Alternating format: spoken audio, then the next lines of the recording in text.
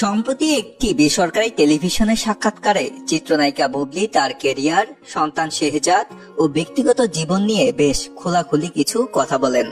সেখানে তিনি নিজেকে এখনো শাকিব খানের স্ত্রী দাবি করলেও বর্তমানে আলাদা থাকছেন এবং দুজনেই সময় নিচ্ছেন বলে জানান।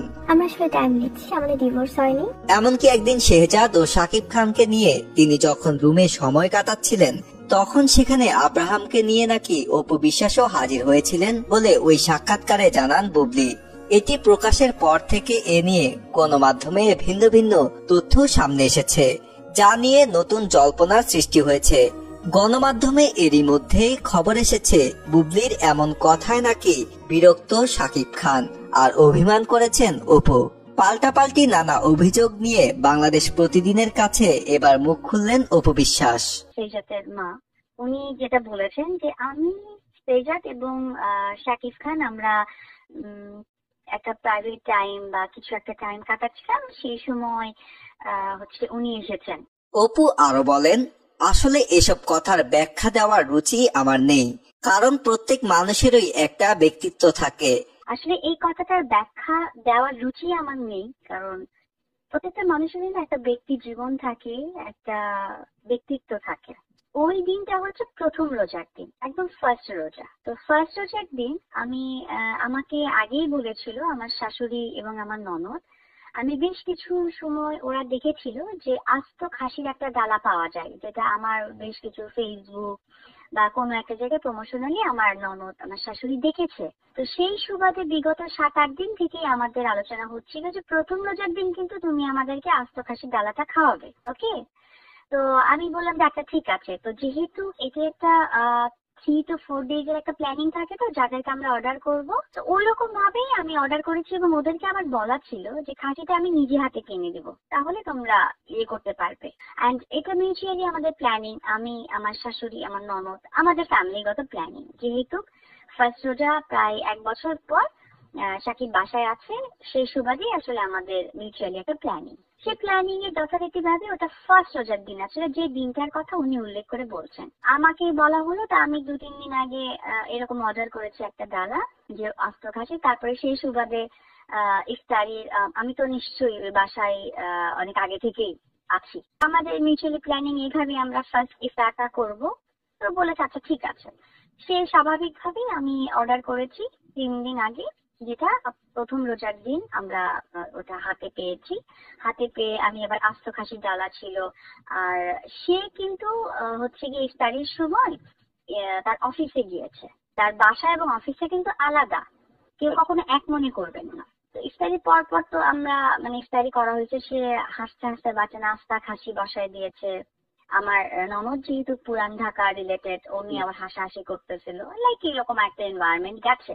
তো 7টা থেকে 7:30টার সময় সে একটা কিছু খাবে বা কিছু একটা নেবে মনে হয়, তো আমাকে বললো তুমি বাসা থেকে আনো।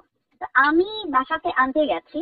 সেই জিনিসটা আমার টাইমিং 30 to 40 মিনিটস, এই বেশি নয়। 40 মিনিটস পর আমি আব্রাম আসিনি, আমি আব্রাম অ্যান্ড আমার ননদের মেয়ে ছিল আমার সাথে। যেহেতু জিনিসটা নিয়ে যাচ্ছি, ওরাও বাচ্চা মানুষ, আচ্ছা ঠিক আছে আসে। আর আমার ননদ আমরা রেডি করলাম। রেডি করার পর একটু কথা টথা বলতে কিছুটা সময় লেগে গেছে। পরে এসে আমি দেখি যে গেটের বাইরে একটা হিল।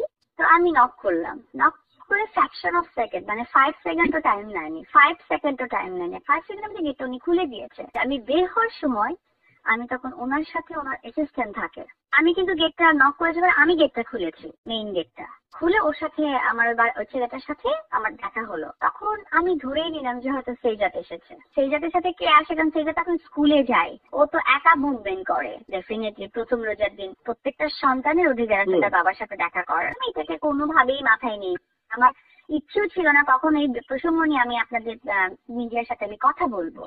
যখন আমাকে দেখলো, তো আমি উপরে গেলাম। উপরে গিয়ে আমি আবার যে আমার শাশুড়িকেও বললাম যে আমার মনে হয় শেহজাদ আসছে, তো আমি কি ওর জন্য কিছু নিবো? তা আম্মা বললো কি খায় আমরা তার জানি না, তো যেটাকে ওইটাই নিয়ে যাও, চাইলে না হয় পাঠাবো।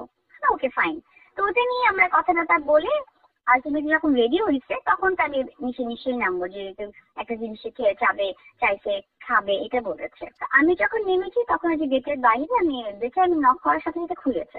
ঘটনার বর্ণনা দিয়ে অপু আরো বলেন, অফিস ফ্লোরে দরজা খুলে ভেতরে যেতেই আমি দেখি শেহজাদ টিভিতে কার্টুন দেখছে আর বুবলি একটা চেয়ারে বসে আছেন আর শাকিব খান ঘুমিয়ে আছেন। তাদের সাথে ওই অফিসে তখন শাকিব খানের দুজন ব্যক্তিগত সহকারীও উপস্থিত ছিলেন। এভাবেই বুবলি ও শেহজাদের সঙ্গে দেখা হয়। এর পরেও এটাকে কেন তিনি কোয়ালিটি টাইম বলছেন জানি না। বাচ্চা খেলছিল, বাচ্চা রুমে টিভিতে উইলসন দা বাস দেখছিল, আর সে একটা চেয়ার দেওয়া ওখানে রুমের মধ্যে দেখলাম, চেয়ার নিয়ে এবং আমি ওই সময় তখন আমি নোটিস করলাম যে হয়তোবা উনি তার অ্যাসিস্ট্যান্ট সহকারী, ওই বাসায় যে দুজন ছেলে থাকে সাকিবের সাথে সারাক্ষণ, তাদেরকে বোঝানোর কারণে হয়তো রুমটা লক করেছে, আদার্স কোনো কারণই নাই। তা উনি বারবার মানুষকে জানানোর চেষ্টা করছে, বারবার মানুষকে বোঝানোর চেষ্টা করছে। তো এটা ছাড়া কোনো কারণ নেই।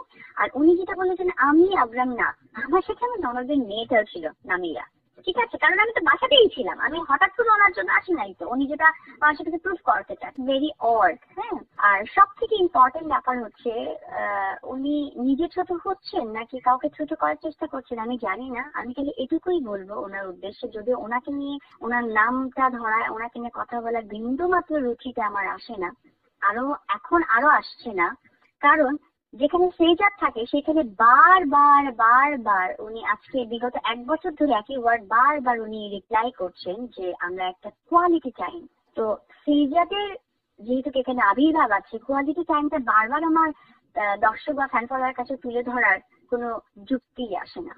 একটি সন্তানের পরিপ্রেক্ষিতে অনেক কিছুই আমরা সবাই দর্শক থেকে আমরা সকলেই অ্যাডাল্ট এবং বুদ্ধিমান, এবং উনি বেশ কিছু জায়গায় উল্লেখ করছেন তার সন্তান নাকি তাদের কোয়ালিটি টাইম করার জন্য নিজেই চলে যায়। সন্তান নিছকে এতটা ছোট, কোয়ালিটি টাইম সম্বন্ধে টাইম ফলোয়ার ছাড়া আপাতত সন্তান বোঝার ক্ষমতা হয়নি। তো আসলে এটা কি উনি একজন কর্পোরেট ব্যক্তিত্বকে ছোট করতে চাচ্ছেন নাকি উনি নিজে ছোট হচ্ছেন আমার বোধগম্য আসে না। বাট উপরাল্লাহর কাছে, আল্লাহ তাআলার কাছে আমি প্রে করি আল্লাহ যেন ওনার হেদায়েত দান করে। আজকে আমি আন্তরিকভাবে দুঃখিত, লজ্জিত এবং মর্মাহত যে আজকে আমাকে আমার কাজ, আমার সিনেমা, আমি অপু বিশ্বাস বা উনি একজন এত বড় সুপারস্টার, সাথে উনি একজন কর্পোরেট পার্সোনালিটি, এই ধরনের প্রসঙ্গের কথা না বলে এটা একান্তই আমাদের একটা পার্সোনাল টাইমিং নিয়ে আমাদের বিশ্লেষণ দিতে হচ্ছে। আমি সত্যি লজ্জিত।